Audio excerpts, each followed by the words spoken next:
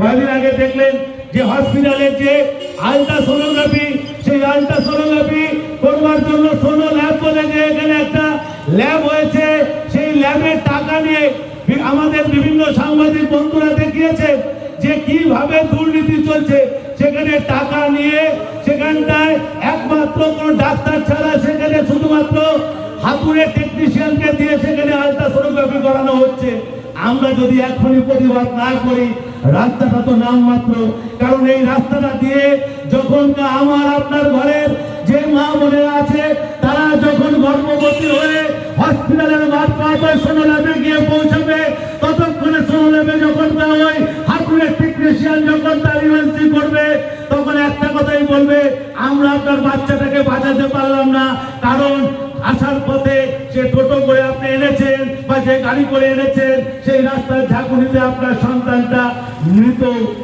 আপনার কান্না করা ছাড়া আর কোনো উপায় থাকবে না। আপনাদেরকে ভাবতে বলছি, আপনারা ভাবুন। তাছাড়া যারা নেতা নেত্রী যারা আছেন তারা ধুলা উড়িয়ে চলে যাচ্ছেন, ধুলাটা তাদের গায়ে লাগছে না। তারা এসি অফিসে বসে থাকছেন, এসি গাড়িতে ঘুরিয়ে যাচ্ছেন। আর আমরা কেউ বাইকে, কেউ টোটোতে, কেউ সাইকেলে, কেউ হেঁটে এই রাস্তা দিয়ে যাচ্ছি। সমস্যার সম্মুখীন আমরা হচ্ছি। যখন এই রাস্তা ট্রেনের কাজ হয়, আমি একজন নাগরিক হিসাবে এখানকার ঠিকাদার এবং পৌরসভার সংশ্লিষ্ট যে কর্মী ছিল তাকে জিজ্ঞাসা করি যে এক সাইডে জ্ঞানেন বাবুর বাড়ি অব্দি যে ড্রেনটা হচ্ছে, বাদ বাকি ড্রেনটা কবে হবে? বলছে টাকা নেই, আর হবে না। কবে হবে তার কোনো ঠিক নেই।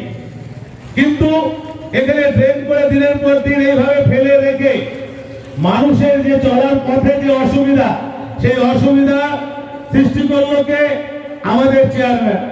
আমরা শুনতে পাই যে বন কলমে এখানকার যারা নেতা নেত্রী আছেন, যারা চেয়ারম্যান থেকে শুরু করে পৌরসভার বিভিন্ন পদে আসীন হয়ে আছে, তারা কেউ বইয়ের কাগজে, কেউ শালীর কাগজে, কেউ ভাইয়ের কাগজে, কেউ পাড়া প্রতিবেশীর কাগজে তারা এই সমস্ত রাস্তার কাজগুলো তারা করছে।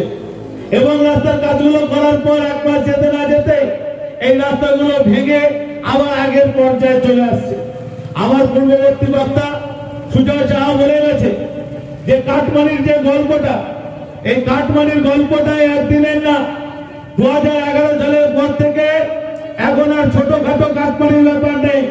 এখন আমাদের মাননীয় কলকাতা থেকে বলে দিয়েছে যে বিভিন্ন পৌরসভাগুলোতে আর কোন রকম টেন্ডার পাস হবে না। টেন্ডার পাস হবে সেন্ট্রালি, অর্থাৎ কলকাতা থেকে, নবান্ন থেকে টেন্ডার পাস হবে। নবান্ন থেকে টেন্ডার পাস হওয়া মানে 100 ভাগের 90 ভাগ ওখানে জমা করে 10 ভাগে কেটে নিয়ে আসা। তারপরে লোকাল নেতা নেত্রীরা যারা আছে তাদের পেট ভরার পর যতটুকু বাঁচবে ততটুকু দিয়ে এই রাস্তার কাজ।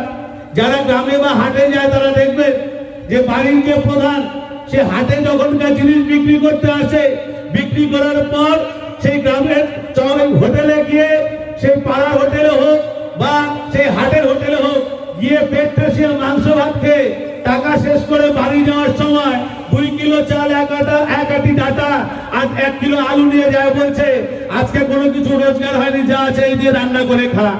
অর্থাৎ নিজে পেট পুড়ে খাওয়ার পর তার যে সন্তান, অভুক্ত সন্তান, তার যে অভুক্ত স্ত্রী, তার জন্য ওই 1 আটি ডাটা, একটু আলু, একটু চাল কিনে নিয়ে গিয়ে বলছে এটা করে খা, আমি আজকে রাত্রে খাবো না, শরীরটা ভালো নেই।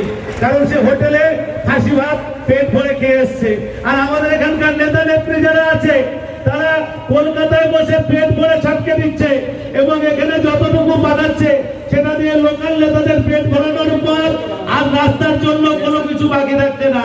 শুধু রাস্তার জন্য নয়, যে কোনো ক্ষেত্রে দেখা গেছে যে কালিয়াগঞ্জ শহর একটা অপরিকল্পিত ভাবে বিভিন্ন সময়, বিভিন্ন যখন বামপন্থ সরকার ক্ষমতায় ছিল, কোনোদিন এটা হয়নি যে কালিয়াগঞ্জে কংগ্রেস পৌর প্রধান আছে, কালিয়াগঞ্জে কংগ্রেসীরা শাসন করছে, তাদেরকে টাকা দেওয়া হবে না।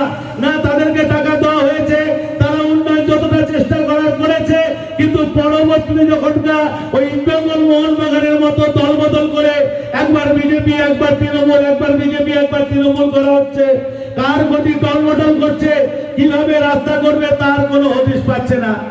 এই আশেপাশে যারা আছে, আমরা বলছি না যে আমাদের সঙ্গে আপনাদেরকে লড়াইয়ে নামতে হবে, কিন্তু প্রতিবাদটুকু করবার যে ভাষা, সেই ভাষাটা হারিয়ে ফেলবেন না। কারণ আজকে যদি আপনি প্রতিবাদ করার ভাষাটা হারিয়ে ফেলেন, আগামী দিনে শুধুমাত্র এই রাস্তা নয়, গোটা কালিয়াগঞ্জ জুড়ে যে বিশৃঙ্খলা সৃষ্টি হবে সেটার সম্মুখীন আপনাকে হতে হবে।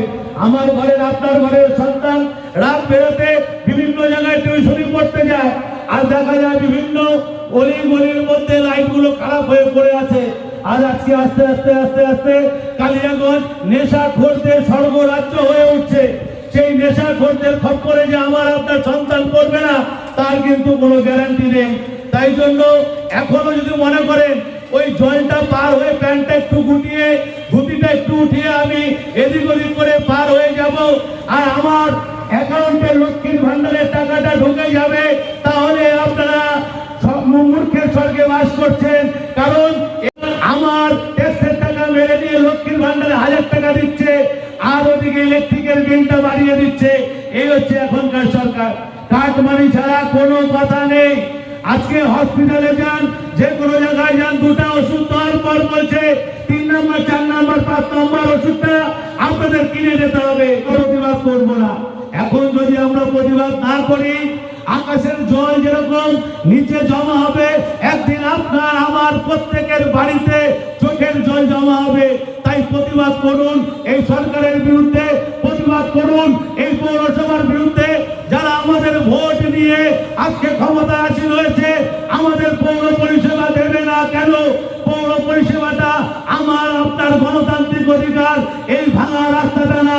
কারণ আমরা প্রত্যেকটা জিনিসের ট্যাক্স দিই, সেই ট্যাক্স থেকে কিছু পরিমাণ টাকা বিভিন্ন পৌরসভাগুলোকে দেওয়া হয়। সেই টাকাগুলো যদি আমার আপনার পাড়ার ওই 5 পয়সা 10 পয়সার নেতাগুলো যারা আছে, তারা পকেটে ভরে নিয়ে বড় গাড়ি করে আপনার সামনে ধুলা উড়িয়ে চলে যাবে, সেটা যদি দেখতে না চান, তাহলে সবাই মিলে গর্জে উঠুন এবং প্রতিবাদে সামিল হন আমাদের সঙ্গে। তবে আপনারা কালিয়াগঞ্জের বুকে সুস্থ পৌর পরিষেবা পাবেন।